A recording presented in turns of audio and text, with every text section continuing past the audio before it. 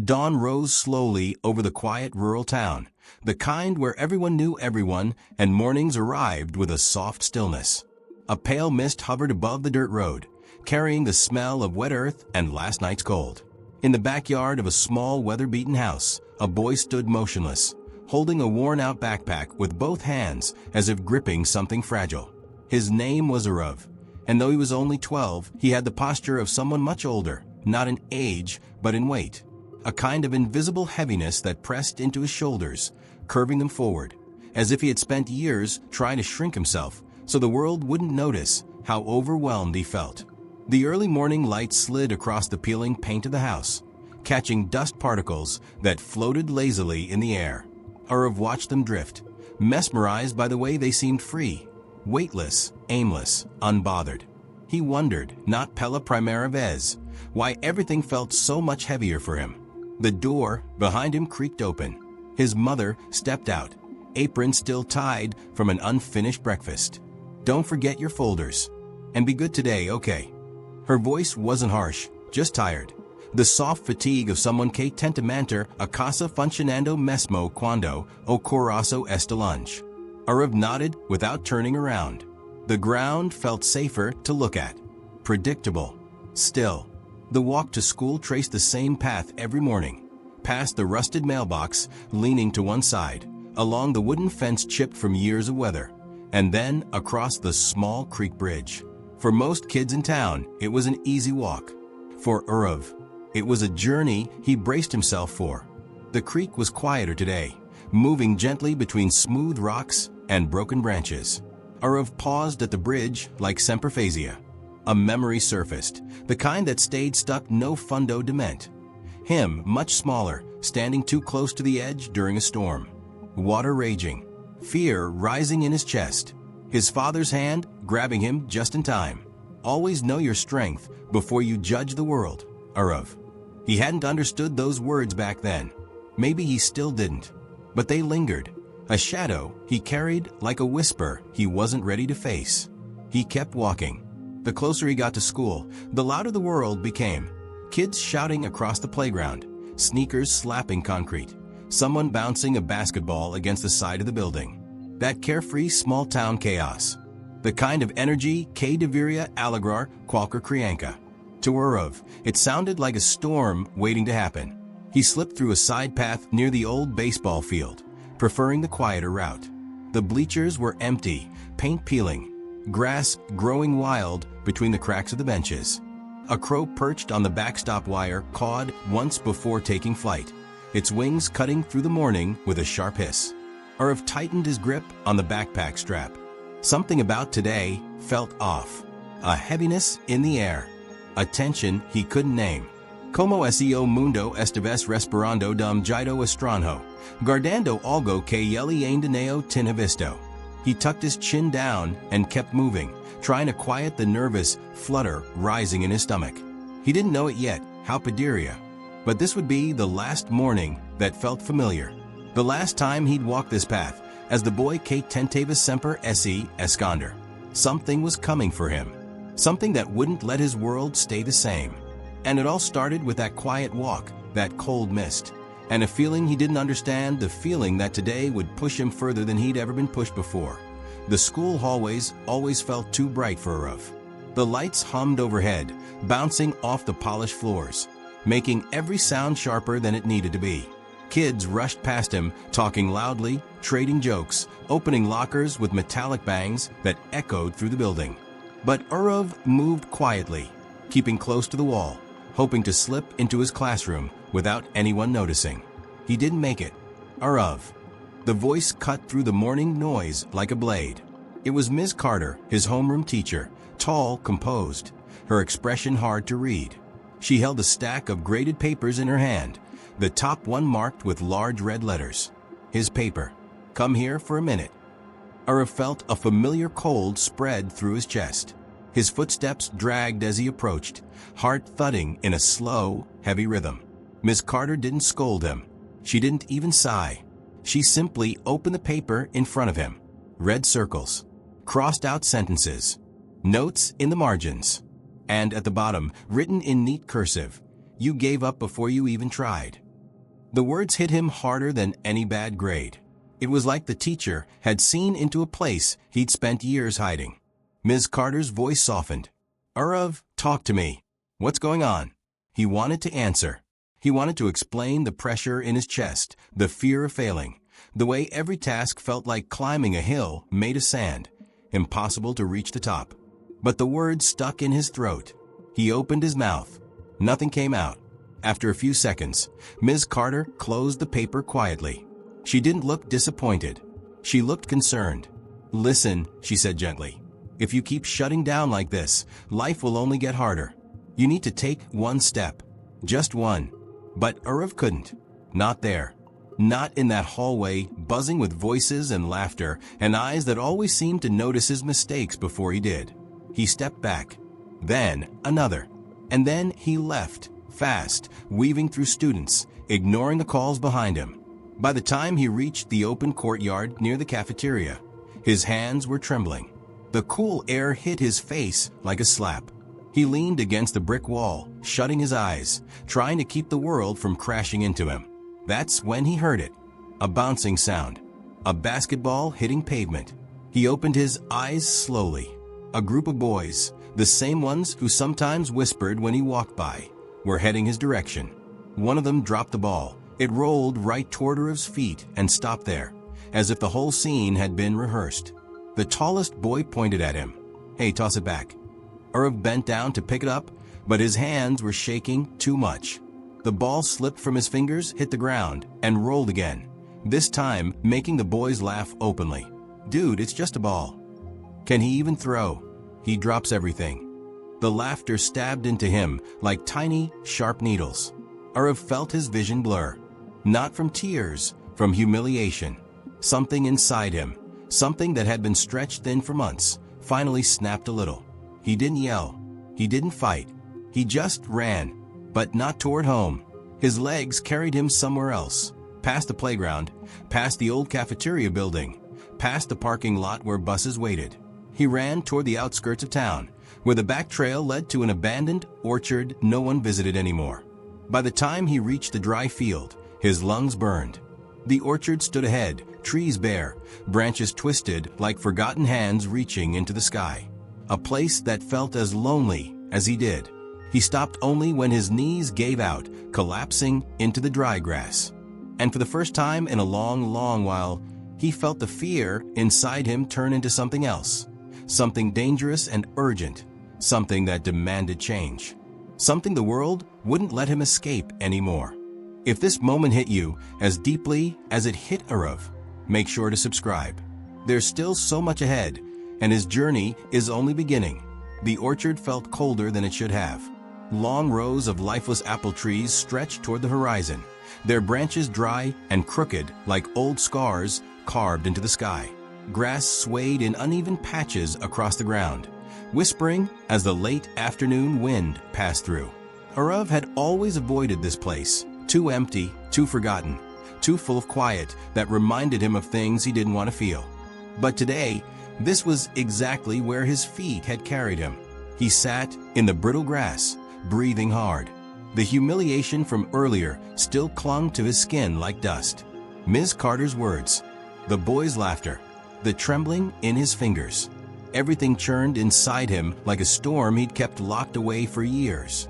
He wanted the world to slow down. He wanted the voices in his head to stop echoing. He wanted, just for a moment, not to feel like he was drowning. But the world didn't slow. Not here. Not anywhere. As the wind pushed through the orchard again, a sudden memory rose uninvited. Him, much younger, sitting alone behind the school gym after another bad day. His father had found him there, quiet and distant. He had sat beside Urav for a long time without saying a word. And then, in that calm voice Urav could still remember perfectly, he said, "There are storms inside you that you think no one sees. But I do. And they don't make you weak. They make you human." Urav let out a shaky breath. He didn't feel human. He felt broken. He stood, wiped his hands on his jeans, and began walking through the orchard. Dry leaves cracked under his shoes. Each step felt like wandering deeper into something he didn't understand, but couldn't avoid. At the far end of the orchard was a downhill path leading back toward the creek. The sky had shifted from blue to a muted gold, the kind of light that made everything look softer, but also lonelier. Arav followed the trail without really knowing why. As he approached the creek again, he heard footsteps behind him. He froze. For a moment he thought it might be the boys, that they had followed him, ready to laugh again, to push him further into the corner he was trying to escape. His chest tightened. But when he turned, it wasn't them.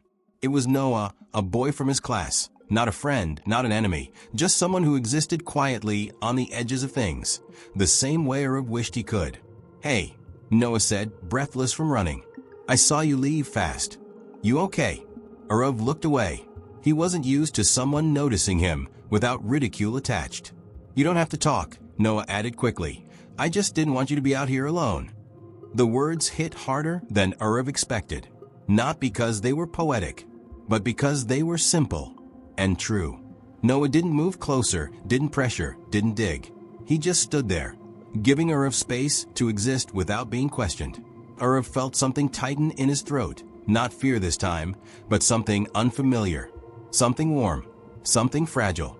For a long minute, neither of them spoke. Then, slowly, Arav turned back toward the creek. The water wasn't as wild today. It flowed steadily, carrying fallen leaves with ease, no matter how many piled up. Noah followed him to the edge and sat down on a large rock. "You know," Noah said gently, picking at the grass, "people think they know you just because they see one moment, one mistake, one weird day. But they don't. They don't really know anything." Arav swallowed hard.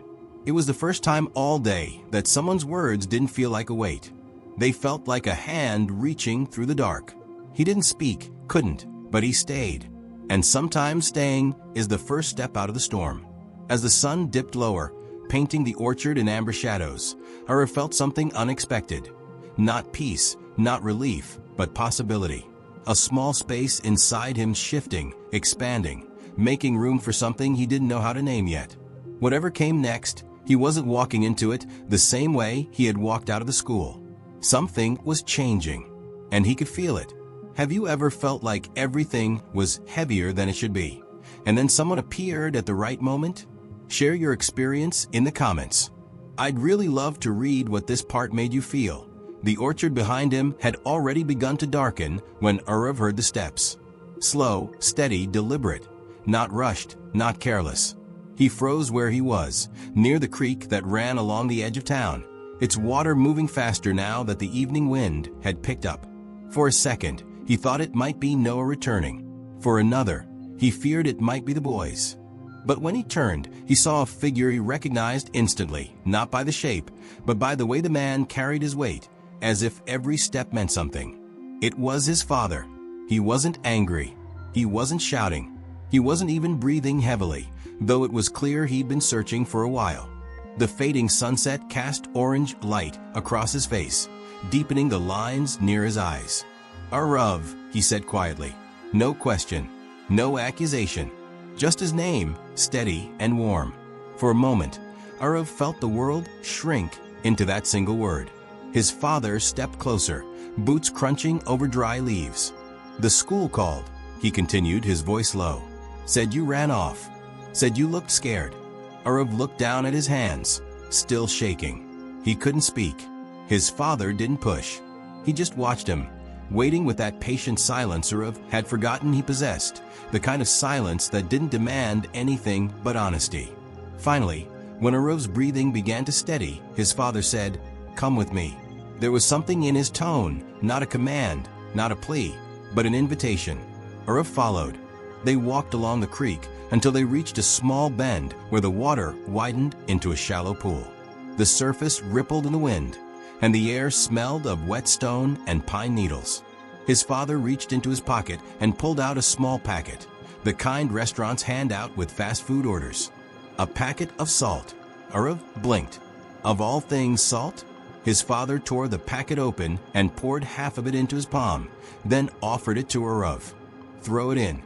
Arav hesitated, but did as he was told. The salt scattered across the surface of the creek, dissolving instantly. "Now," his father said, "taste the water." Arav stared at him. He must be joking. But the expression on his father's face was solemn, meaningful. Reluctantly, Arav knelt, cupped a small handful of water, and tasted it. It tasted like creek water, cold, earthy, a bit metallic, but not salty. His father crouched beside him. "You see," he said softly, "the salt is still there, but the creek is big enough that it doesn't change the water. Not in a way you can feel." He reached down, picked up another clump of salt still inside the torn packet, and closed Arav's fingers around it. "Your problems," he continued, "are exactly like this. They don't disappear. Life doesn't work that way. But if your heart stays small, every grain of trouble, every mistake, every laugh, every word they throw at you, turns everything bitter." Arav felt tears sting behind his eyes. "But if you grow," his father whispered, touching the boy's chest with his fingertips, "if you make space in here, nothing they do can drown you anymore." The words landed deeper than anything Arav had ever heard. Not loud, not dramatic, but true, painfully, beautifully true. Arav's throat tightened, and this time he didn't fight the tears. He let them fall, hot and silent, into the creek below. His father didn't look away, didn't flinch. He simply placed a hand on Arav's shoulder and held it there, steady, grounding, certain. And for the first time in what felt like years, Arav didn't feel like running. Something inside him shifted. Not healed, not fixed, but opened. Just enough to let the air in. Just enough to begin again. If this moment touched you as deeply as it touched Arav, go ahead and like this video. It helps us keep bringing powerful stories like this to life. The walk back from creek felt different, slower, quieter, as if the world had softened around them. The air was cooling quickly now, carrying the smell of damp leaves and distant chimney smoke drifting from a neighbor's house. Arav walked beside his father, not speaking, but not shrinking into himself either. Something inside him had shifted, and although he didn't fully understand it, he could feel the weight settling differently in his chest. They crossed the narrow trail that led to their backyard, the wooden fence casting long shadows in the fading light. His father opened the gate gently, as though any sudden sound might undo the fragile calm surrounding Arav. His mother was on the porch, folding a pile of laundry into a basket. When she looked up and saw them approaching, her face tightened with worry. "Where have you two been?" she asked, stepping closer. Her voice wasn't sharp, just afraid, as if imagining every worst-case scenario at once. Arav's father answered before he could. "We found a quiet place to talk." He needed it. His mother looked at Arav carefully, searching his face for clues he didn't know how to show. Then, to his surprise, she didn't ask more questions. She simply placed a warm hand on his arm and whispered, "I'm glad you're safe." Arav lowered his gaze, but didn't pull away from her touch as teary fido on Tess. Inside the house, everything looked the same as when he had left that morning. The old rug near the door, the framed photos lining the hallway, the faint smell of tomato soup simmering on the stove. But the sameness didn't overwhelm him tonight.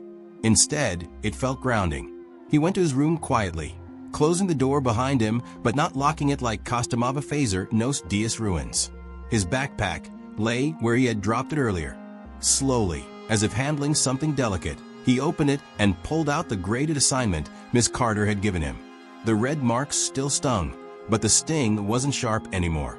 It was a dull ache, the kind that comes from seeing a truth rather than a failure. He sat on the edge of his bed and traced a finger over the words at the bottom of the page. "You gave up before you even tried." This time, the sentence didn't feel like an accusation. It felt like a turning point.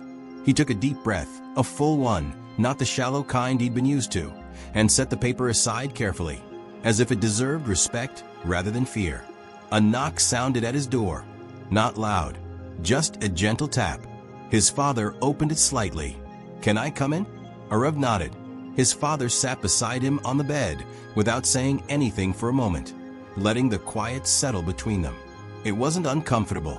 It was new, a quiet that felt shared rather than isolating. "You don't have to figure everything out tonight," his father finally said. "But you're not alone in figuring it out." Arav swallowed, feeling something warm spread through his chest. The early shape of trust, maybe. Or courage.